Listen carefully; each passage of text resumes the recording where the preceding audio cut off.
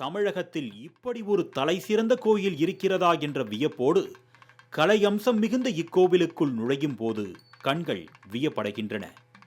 இயந்திர வழிபாட்டின் அடிப்படையான ஸ்ரீ சக்கர அதிதேவதைகள் அனைத்தும் நிறைந்துள்ள இந்த கோவில் தமிழ்நாட்டின் திருவண்ணாமலை மாவட்டத்தில் தென்னாங்கூர் கிராமத்தில் அமைந்துள்ளது.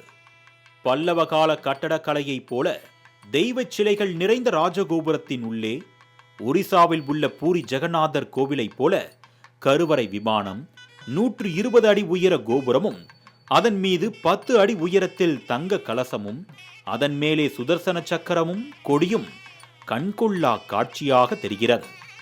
கோயிலின் ராஜகோபுரம் கிழக்கு நோக்கி அமைந்துள்ள நிலையில் உள்ளே அர்த்த மண்டபம், மகா மண்டபம், தியான மண்டபம் போன்றவை ஒரு சேர அமைந்துள்ளன.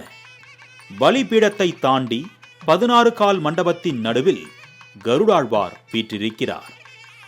மகா மண்டபத்தினுள் கண்ணனின் லீலா வினோதங்கள் கண்ணாடியில் இழை ஓவியங்களாக காட்சியளிக்கின்றன.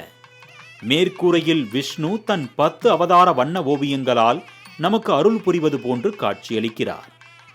இத்தகைய வேலைப்பாடுகள் நிறைந்த கோவில்களில் ஆசியாவிலேயே மிகப்பெரிய ஆலயமாகவும் உலகிலேயே 3வது ஆலயமாகவும் ஸ்ரீ பாண்டுரங்கன் கோவில் விளங்குவதோடு வெள்ளியினால் செய்யப்பட்ட மிகப்பெரிய ஆலய கதவு அங்கு கோவிலின் பிரமிப்பை வெளிச்சமிட்டு காட்டுகிறது. இத்திருக்கோவிலில் அஷ்டபந்தனம் என்னும் மூலிகையால் மூலவர் சுவாமிகளை பிரதிஷ்டை செய்திருப்பது சிறப்பாகும்.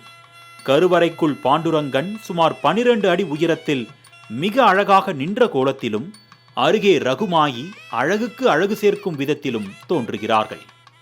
ஞாயிற்றுக்கிழமையில் மதுராபுரி ஆளும் மன்னன் அலங்காரத்திலும், வியாழக்கிழமையில் பாத தரிசனத்திற்காக மிக எளிமையாக பாண்டுரங்க அவதாரத்திலும், வெள்ளியன்று வெள்ளிக்கவச அலங்காரத்திலும், சனிக்கிழமை திருப்பதி வெங்கடாஜலபதி அலங்காரத்திலும் பெருமாள் காட்சியளித்து பேரின்பத்தை தந்தருளுகிறார்.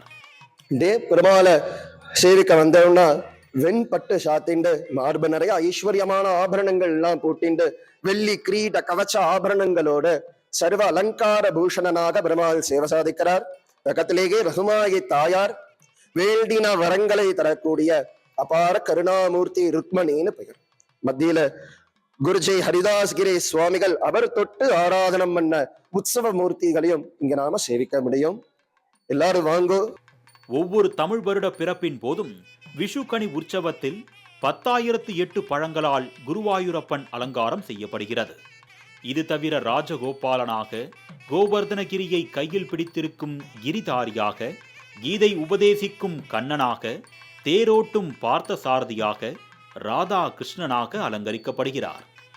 அழகும் இறை அருளும் நிறைந்த ஆலயத்தில் ஸ்ரீசக்கரத்தில் எத்தனை பிரிவு உள்ளதோ அத்தனை பிரிவுக்கும் உள்ள தெய்வங்களான மகா சோடசி, ராஜராஜேஸ்வரி, சரஸ்வதி, லட்சுமி, பிரம்மா, விஷ்ணு, ருத்ரன், ஈஸ்வரன், விநாயகர், பாலா, அன்னபூரணி, அச்வாரூடா, ராஜமாதங்கி, வராகி, பிரத்யங்கரா, சரபேஸ்வரர், சக்கரத்தாழ்வார், யோக நரசிம்மர், அகோரமூர்த்தி, வனதுர்கை, பரா சரஸ்வதி, மேதா தட்சிணாமூர்த்தி, சுப்பிரமணியர், சண்டி மகாலட்சுமி, மாகேந்திரி, சாமுண்டா, மகாலட்சுமி ஆகியோர் இத்தலத்தில் விக்கிரக வடிவில் நல்வாழ்வு தந்து அருளாசி புரிகின்றனர்.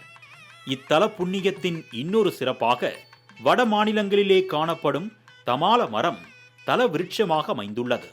துவாபர யுகத்தில் இந்த மரத்தின் கீழ் நின்றுதான் கிருஷ்ணன் புல்லாங்குழல் இசைத்ததாகவும், அந்த இசைக்கு ராதை உள்ளிட்ட கோபியரும் பசுக்களும் மயங்கியதாகவும் புராணங்கள் சொல்கின்றன. இந்த தமால மரத்தை 12 முறை சுற்றி வந்தால் திருமணம் நிறைவேறும் என்பது ஐதீகம். குழந்தை வரம் வேண்டி வரும் பக்தர்கள் தல விருட்சத்தில் தொட்டில் கட்டி செல்கின்றனர்.